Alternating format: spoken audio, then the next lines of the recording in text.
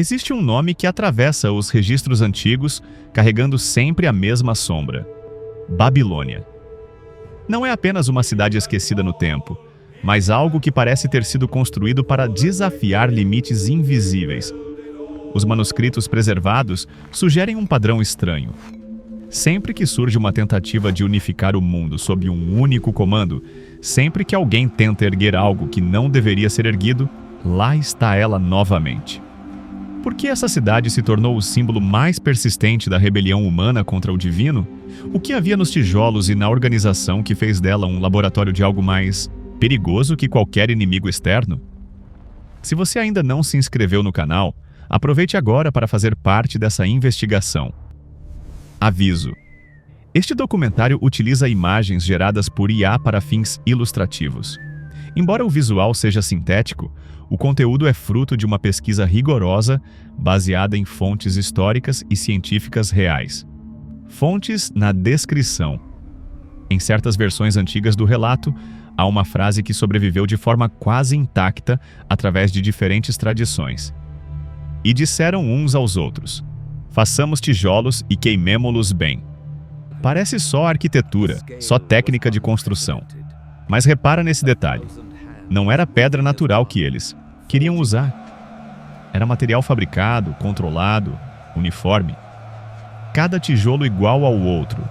Cada peça encaixando perfeitamente no projeto maior. Talvez seja só coincidência. Ou talvez seja a primeira pista de que aquela torre não era sobre altura. Era sobre controle. Pensa nisso. Quando você quer construir algo para durar, você usa pedra. Quando você quer construir algo para impressionar, você pode usar tijolos. Mas quando você quer construir algo onde cada elemento seja exatamente como você determinou, onde nada escape ao seu design, aí o tijolo faz mais sentido. É manufaturado, é previsível, é subordinado. Os registros mais antigos preservaram algo curioso sobre esse momento na história humana. Segundo certas tradições orais que chegaram até nós, após o grande dilúvio, a humanidade se viu diante de uma escolha fundamental: espalhar-se novamente pela Terra ou concentrar-se em um só lugar. A versão mais conhecida conta que eles escolheram ficar juntos, para não serem espalhados pela face de toda a Terra. Mas algumas notas marginais em manuscritos tardios sugerem algo mais complexo. Eles não estavam apenas com medo da dispersão. Eles estavam com medo da liberdade que vem com a dispersão. Acompanha comigo esse raciocínio. Quando as pessoas se espalham, elas desenvolvem culturas diferentes, línguas diferentes, maneiras diferentes de ver o mundo. Quando elas se concentram, é mais fácil manter todo mundo pensando da mesma forma, seguindo as mesmas regras, obedecendo à mesma autoridade. A torre, nesse sentido, talvez fosse menos sobre chegar ao céu e mais sobre manter todo mundo no mesmo lugar. Aqui entra uma figura que os textos antigos preservaram com detalhes intrigantes: Nimrod.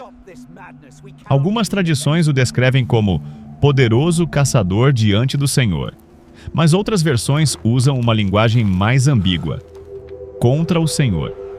É uma diferença pequena nas traduções, mas que muda tudo, porque um caçador diante de Deus pode estar servindo. Um caçador contra Deus está competindo. Certos manuscritos preservados sugerem que Nimrod não era apenas um líder, mas o primeiro a transformar liderança em domínio sistemático. Há indícios de que ele teria sido quem organizou os projetos de construção, quem reuniu os recursos, quem convenceu as pessoas de que concentrar-se era melhor que dispersar-se. Em tradições orais mais tardias, seu nome virou sinônimo de alguém que constrói para controlar. Tenta visualizar a cena: milhares de pessoas trabalhando no mesmo ritmo, produzindo os mesmos tijolos, seguindo o mesmo plano, respondendo à mesma autoridade. É eficiente. É impressionante. E é profundamente perturbador se você perceber que ninguém ali tem escolha real sobre o que está construindo. A linguagem é um dos detalhes mais fascinantes preservados nessa narrativa.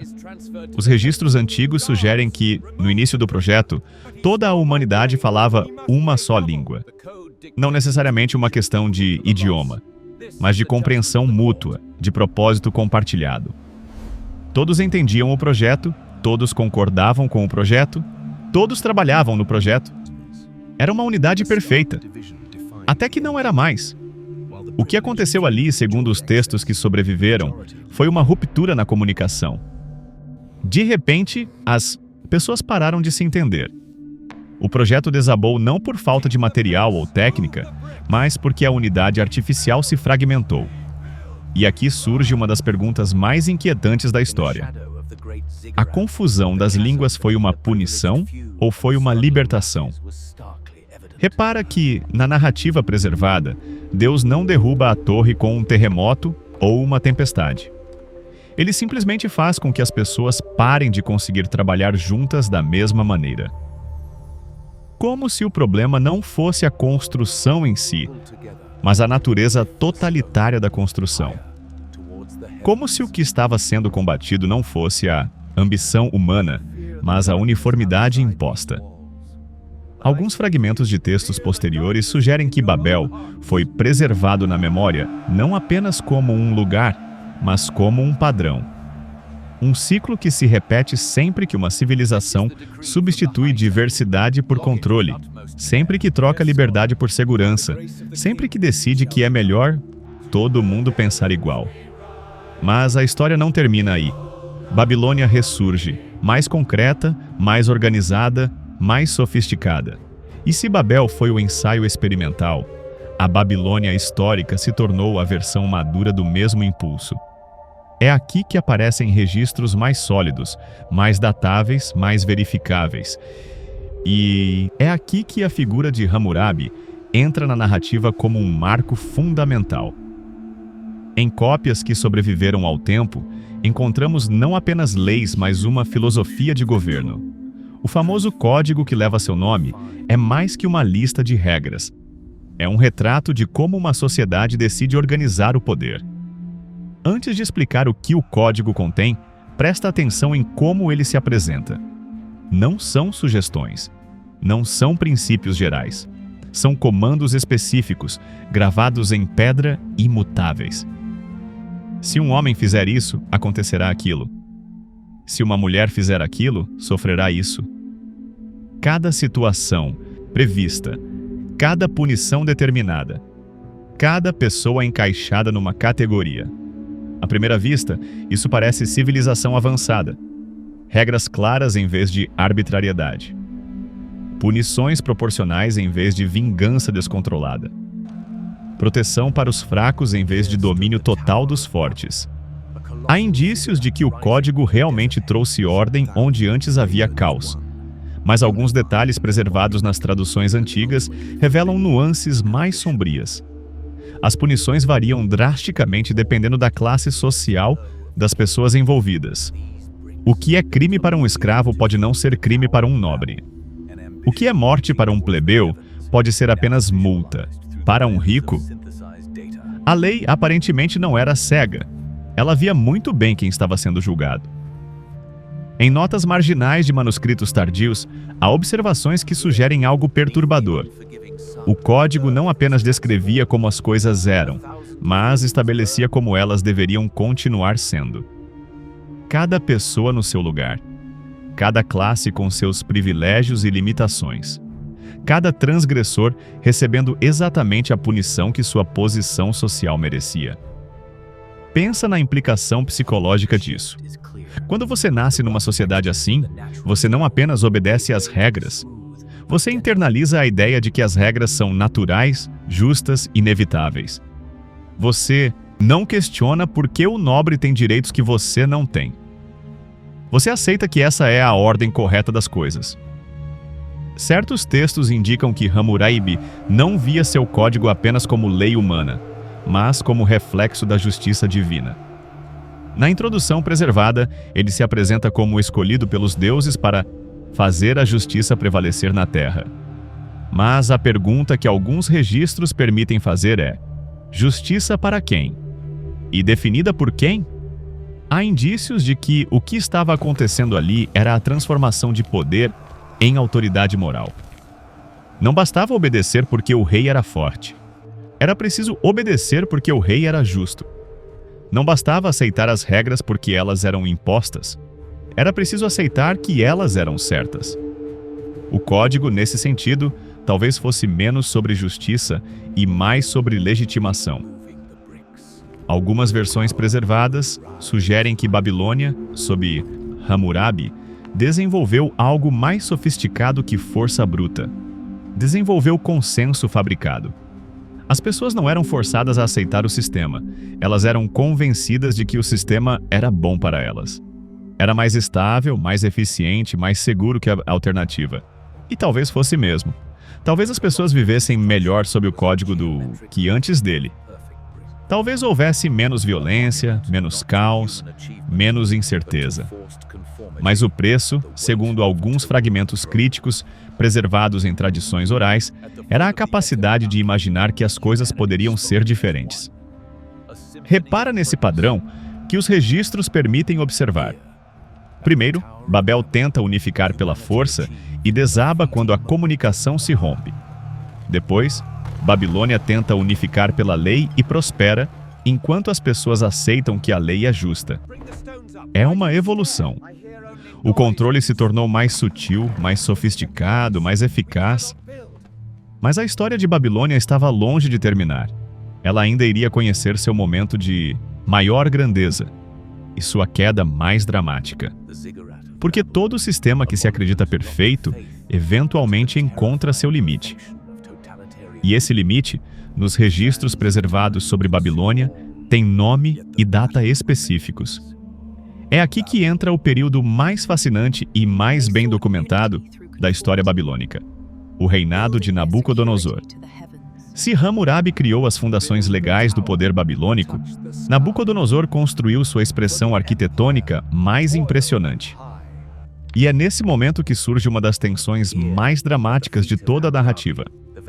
Quando o poder absoluto encontra uma consciência que se recusa a ser domesticada. Essa consciência tem nome nos registros: Daniel. E sua história com Babilônia é onde tudo que vimos até agora, controle, lei, unidade imposta, poder divino reivindicado, vai ser testado de uma forma que ninguém esperava. Existe um nome que atravessa os registros antigos, carregando sempre a mesma sombra: Babilônia. Não é apenas uma cidade esquecida no tempo, mas algo que parece ter sido construído para desafiar limites invisíveis. Os manuscritos preservados sugerem um padrão estranho. Sempre que surge uma tentativa de unificar o mundo sob um único comando, sempre que alguém tenta erguer algo que não deveria ser erguido, lá está ela novamente. Por que essa cidade se tornou o símbolo mais persistente da rebelião humana contra o divino? O que havia nos tijolos e na organização que fez dela um laboratório de algo mais perigoso que qualquer inimigo externo? Se você ainda não se inscreveu no canal, aproveite agora para fazer parte dessa investigação. Aviso: este documentário utiliza imagens geradas por IA para fins ilustrativos. Embora o visual seja sintético, o conteúdo é fruto de uma pesquisa rigorosa baseada em fontes históricas e científicas reais. Fontes na descrição. Em certas versões antigas do relato, há uma frase que sobreviveu de forma quase intacta através de diferentes tradições. E disseram uns aos outros: façamos tijolos e queimemo-los bem. Parece só arquitetura, só técnica de construção. Mas repara nesse detalhe: não era pedra natural que eles queriam usar. Era material fabricado, controlado, uniforme. Cada tijolo igual ao outro. Cada peça encaixando perfeitamente no projeto maior. Talvez seja só coincidência. Ou talvez seja a primeira pista de que aquela torre não era sobre altura. Era sobre controle. Pensa nisso. Quando você quer construir algo para durar, você usa pedra. Quando você quer construir algo para impressionar, você pode usar tijolos. Mas quando você quer construir algo onde cada elemento seja exatamente como você determinou, onde nada escape ao seu design, aí o tijolo faz mais sentido. É manufaturado, é previsível, é subordinado. Os registros mais antigos preservaram algo curioso sobre esse momento na história humana. Segundo certas tradições orais que chegaram até nós, após o grande dilúvio, a humanidade se viu diante de uma escolha fundamental: espalhar-se novamente pela Terra ou concentrar-se em um só lugar. A versão mais conhecida conta que eles escolheram ficar juntos para não serem espalhados pela face de toda a Terra.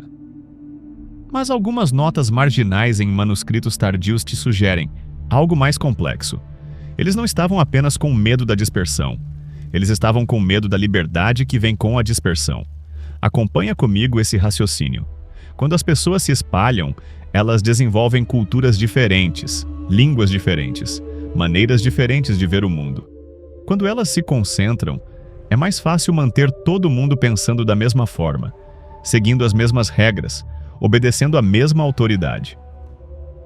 A torre, nesse sentido, talvez fosse menos sobre chegar ao céu e mais sobre manter todo mundo no mesmo lugar. Aqui entra uma figura que os textos antigos preservaram com detalhes intrigantes: Nimrod. Algumas tradições o descrevem como poderoso caçador diante do Senhor, mas outras versões usam uma linguagem mais ambígua: contra o Senhor. É uma diferença pequena nas traduções, mas que muda tudo, porque um caçador diante de Deus pode estar servindo. Um caçador contra Deus está competindo. Certos manuscritos preservados sugerem que Nimrod não era apenas um líder, mas o primeiro a transformar liderança em domínio sistemático.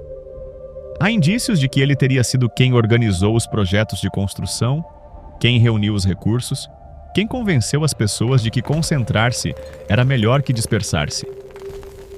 Em tradições orais mais tardias, seu nome virou sinônimo de alguém que constrói para controlar. Tenta visualizar a cena: milhares de pessoas trabalhando no mesmo ritmo, produzindo os mesmos tijolos, seguindo o mesmo plano, respondendo à mesma autoridade. É eficiente, é impressionante. E é profundamente perturbador se você perceber que ninguém ali tem escolha real sobre o que está construindo. A linguagem é um dos detalhes mais fascinantes preservados nessa narrativa. Os registros antigos sugerem que, no início do projeto, toda a humanidade falava uma só língua. Não necessariamente uma questão de idioma, mas de compreensão mútua, de propósito compartilhado. Todos entendiam o projeto, todos concordavam com o projeto, todos trabalhavam no projeto. Era uma unidade perfeita, até que não era mais. O que aconteceu ali, segundo os textos que sobreviveram, foi uma ruptura na comunicação. De repente, as pessoas pararam de se entender. O projeto desabou não por falta de material ou técnica, mas porque a unidade artificial se fragmentou. E aqui surge uma das perguntas mais inquietantes da história: a confusão das línguas foi uma punição ou foi uma libertação? Repara que, na narrativa preservada, Deus não derruba a torre com um terremoto ou uma tempestade. Ele simplesmente faz com que as pessoas parem de conseguir trabalhar juntas da mesma maneira. Como se o problema não fosse a construção em si, mas a natureza totalitária da construção. Como se o que estava sendo combatido não fosse a ambição humana, mas a uniformidade imposta. Alguns fragmentos de textos posteriores sugerem que Babel foi preservado na memória não apenas como um lugar, mas como um padrão. Um ciclo que se repete sempre que uma civilização substitui diversidade por controle, sempre que troca liberdade por segurança, sempre que decide que é melhor todo mundo pensar igual. Mas a história não termina aí. Babilônia ressurge, mais concreta, mais organizada, mais sofisticada. E se Babel foi o ensaio experimental, a Babilônia histórica se tornou a versão madura do mesmo impulso. É aqui que aparecem registros mais sólidos, mais datáveis, mais verificáveis. E é aqui que a figura de Hammurabi entra na narrativa como um marco fundamental. Em cópias que sobreviveram ao tempo, encontramos não apenas leis, mas uma filosofia de governo.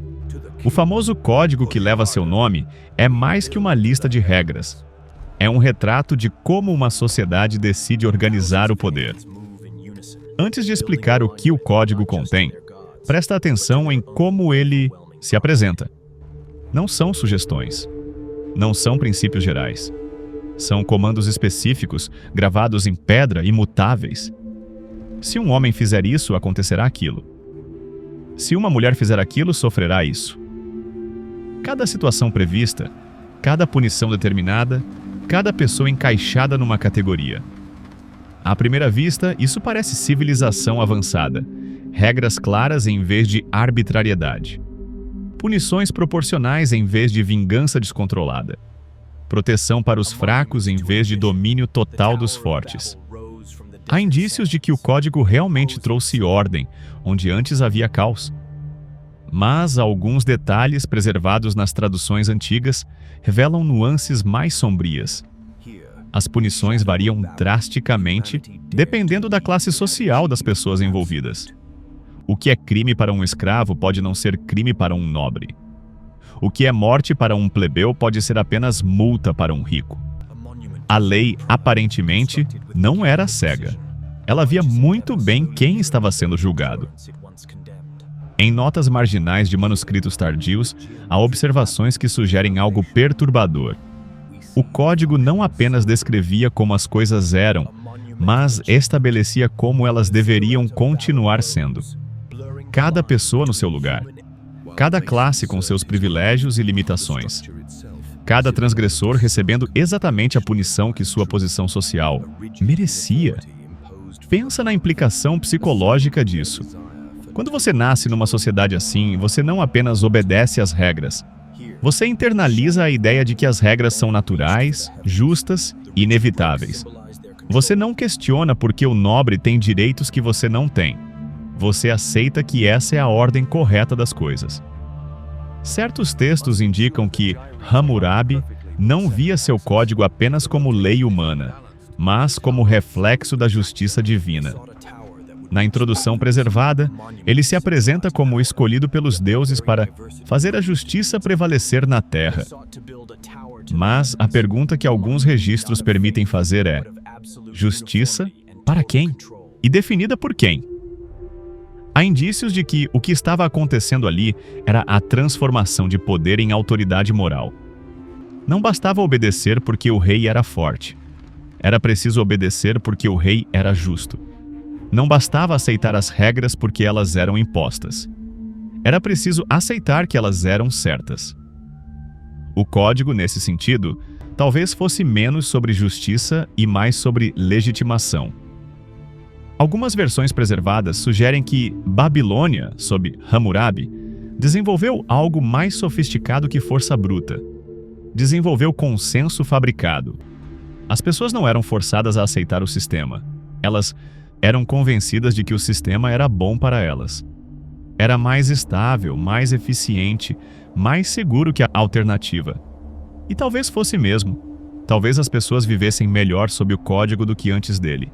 Talvez houvesse menos violência, menos caos, menos incerteza. Mas o preço, segundo alguns fragmentos críticos preservados em tradições orais, era a capacidade de imaginar que as coisas poderiam ser diferentes. Repara nesse padrão que os registros permitem observar. Primeiro, Babel tenta unificar pela força e desaba quando a comunicação se rompe. Depois, Babilônia tenta unificar pela lei e prospera enquanto as pessoas aceitam que a lei é justa. É uma evolução. O controle se tornou mais sutil, mais sofisticado, mais eficaz. Mas a história de Babilônia estava longe de terminar. Ela ainda iria conhecer seu momento de maior grandeza e sua queda mais dramática. Porque todo sistema que se acredita perfeito, eventualmente encontra seu limite. E esse limite, nos registros preservados sobre Babilônia, tem nome e data específicos. É aqui que entra o período mais fascinante e mais bem documentado da história babilônica: o reinado de Nabucodonosor. Se Hammurabi criou as fundações legais do poder babilônico, Nabucodonosor construiu sua expressão arquitetônica mais impressionante. E é nesse momento que surge uma das tensões mais dramáticas de toda essa narrativa, quando o poder absoluto encontra uma consciência que se recusa a ser domesticada. Essa consciência tem nome nos registros: Daniel. E sua história com Babilônia é onde tudo que vimos até agora, controle, lei, unidade imposta, poder divino reivindicado, vai ser testado de uma forma que ninguém esperava. A queda de Babilônia histórica poderia ter sido apenas mais um episódio de mudança dinástica, mais uma cidade conquistada por outra, mais um capítulo encerrado nos anais do poder antigo. Mas há algo nos registros preservados que sugere uma interpretação mais inquietante.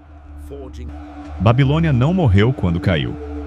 Ela se transformou em algo mais duradouro e mais perigoso. Se tornou uma ideia.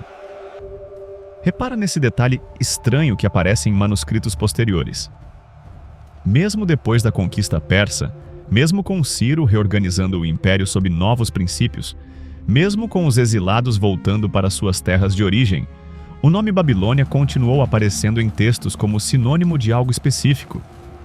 Não era mais geografia, era psicologia. Não era mais política, era padrão.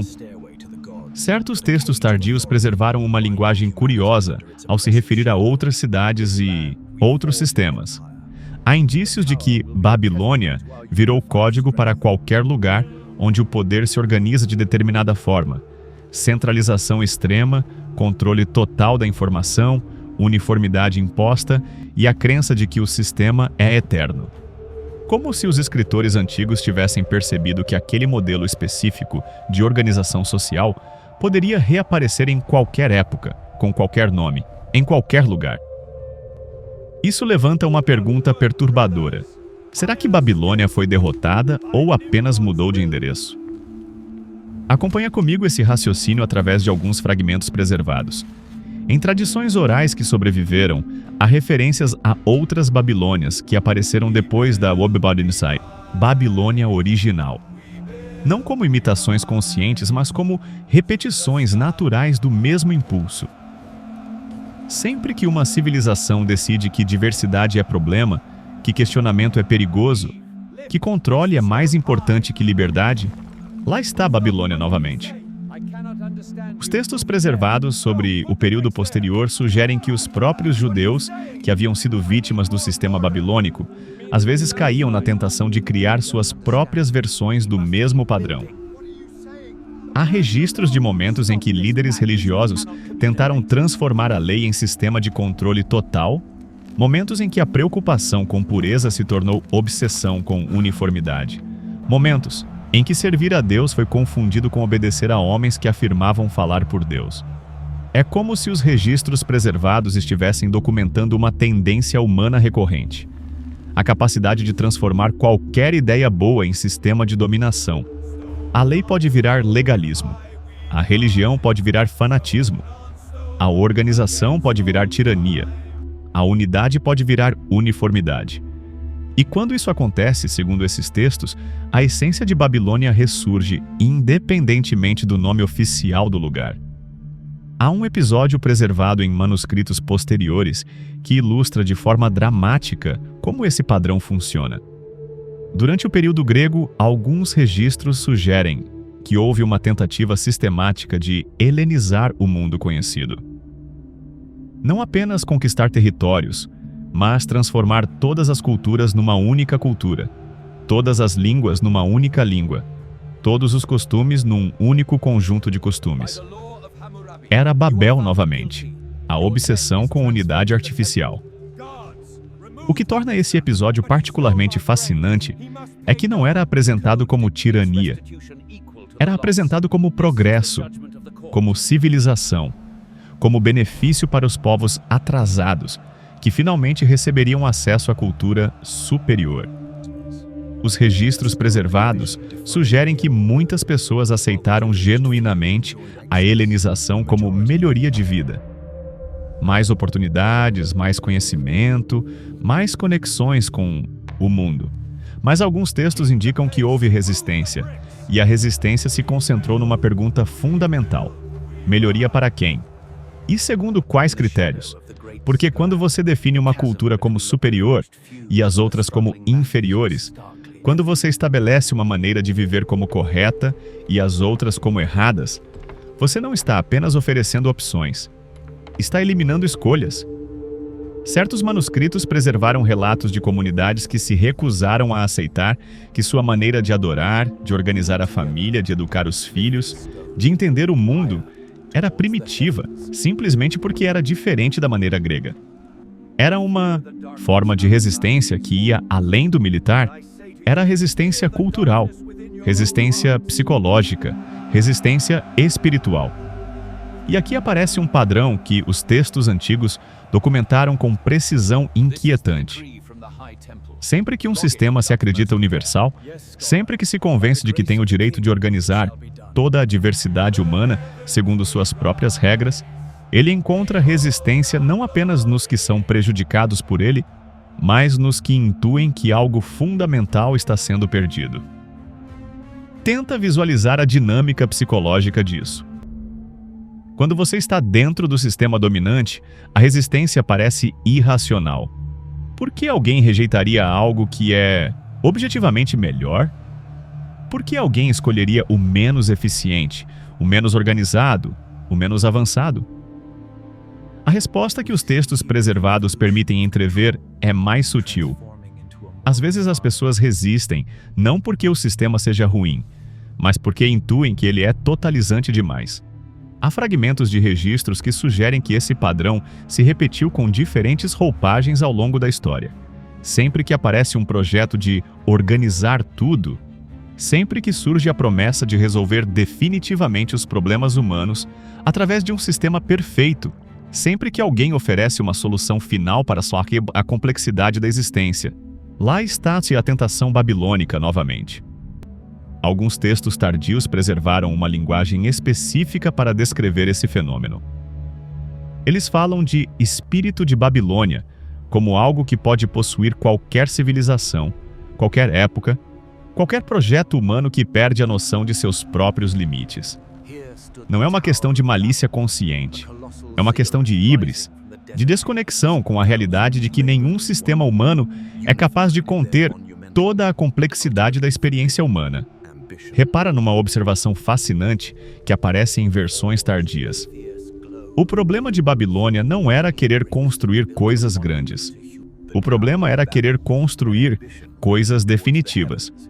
Não era a ambição que destruía. Era a pretensão de que a ambição particular representava o bem universal. Certos manuscritos sugerem que esse padrão tem características identificáveis, independentemente da época ou cultura onde aparece. Primeiro, a concentração de poder sob o pretexto de eficiência. Segundo, a padronização de pensamento sob o pretexto de harmonia. Terceiro, a eliminação de vozes dissonantes sob o pretexto de unidade. Quarto, a transformação de líderes em figuras quase divinas sob o pretexto de ordem. E quinto, a convicção de que o sistema é tão bom que tem o direito de ser imposto a quem não o aceita voluntariamente. O que torna tudo isso particularmente perturbador é que cada uma dessas características pode ser apresentada como virtude. Eficiência é boa, harmonia é boa, unidade é boa, ordem é boa, e a convicção de que se tem a verdade também pode ser boa. O problema, segundo os registros preservados, não está em cada elemento isolado, mas na combinação deles num sistema que se acredita absoluto. Há indícios de que os próprios autores antigos estavam cientes dessa complexidade. Em notas marginais de alguns textos, aparecem observações que sugerem autocrítica, preocupações de que eles mesmos poderiam estar caindo nas mesmas armadilhas que criticavam, receios de que sua própria rejeição à Babilônia pudesse se transformar numa nova forma de intolerância. É como se os escritores antigos tivessem percebido que combater Babilônia é mais complicado do que parece. Porque você não pode simplesmente rejeitar organização, autoridade, leis, unidade, progresso. Essas coisas são necessárias para qualquer sociedade funcional. O desafio é como ter tudo isso sem cair na ilusão de que seu sistema particular representa a vontade divina de forma definitiva e inquestionável. Alguns textos preservados sugerem uma distinção sutil, mas fundamental. A diferença entre servir a uma autoridade maior que você e usar uma autoridade maior para justificar seus próprios desejos de controle. A primeira atitude pode gerar humildade, capacidade de autocorreção, abertura para aprender com erros. A segunda atitude gera exatamente o que caracterizou Babilônia: a convicção de que questionar o sistema é questionar a própria ordem divina do universo. Certos manuscritos tardios preservaram relatos de comunidades que tentaram conscientemente evitar a armadilha babilônica. Grupos que criaram estruturas de poder com mecanismos internos de limitação, sistemas de rotatividade de liderança, tradições de questionamento respeitoso, culturas que valorizavam diversidade dentro de unidade em vez de uniformidade imposta. Mas mesmo esses experimentos, segundo alguns registros fragmentários, enfrentavam a tentação constante de endurecer, de centralizar, de simplificar, de transformar princípios em regras rígidas e regras rígidas em sistemas de controle. Como se houvesse algo na natureza humana que constantemente puxa na direção da solução babilônica: resolver a complexidade através do controle total. Talvez seja por isso que os textos antigos preservaram Babilônia não apenas como história, mas como advertência permanente. Uma lembrança de que qualquer sistema humano, religioso, político, econômico, cultural, pode ser corrompido pela tentação de acreditar que é mais que humano. E aqui chegamos à pergunta mais inquietante de toda essa investigação. Se Babilônia é um padrão recorrente na história humana, se é uma tendência que pode aparecer em qualquer época com qualquer roupagem, então onde ela está agora? Como ela se manifesta numa era de comunicação global, tecnologia avançada, sistemas integrados de informação e controle? Os textos antigos, obviamente, não respondem a essa pergunta diretamente. Mas eles preservaram critérios suficientemente precisos para que qualquer pessoa possa fazer sua própria avaliação. Sempre que há concentração extrema de poder, padronização de pensamento, eliminação de vozes dissonantes, líderes que se apresentam como representantes inquestionáveis de verdades absolutas, e há convicção de que o sistema é tão superior que tem o direito de ser universal. Aí estão os sintomas que os registros antigos documentaram como características de Babilônia. A questão não é se isso está acontecendo. A questão é se conseguimos reconhecer quando está acontecendo. Se temos coragem de questionar mesmo sistemas que nos beneficiam. Se somos capazes de resistir à sedução da solução simples para problemas complexos. Porque, segundo os textos preservados, a lição mais profunda de Babilônia não é que sistemas de controle total são ruins para as vítimas. A lição mais profunda é que eles são ruins até para os beneficiários. Nabucodonosor não foi punido apenas por oprimir outros, foi confrontado por viver numa ilusão sobre si mesmo. Belsazar não caiu apenas por ser injusto, caiu por perder contato com a realidade. Talvez essa seja a advertência final que os registros antigos preservaram. Babilônia é perigosa, não apenas para quem ela domina, mas principalmente para quem acredita que a controla. Porque ninguém controla Babilônia. Todo mundo é controlado por ela, incluindo quem pensa que está no comando.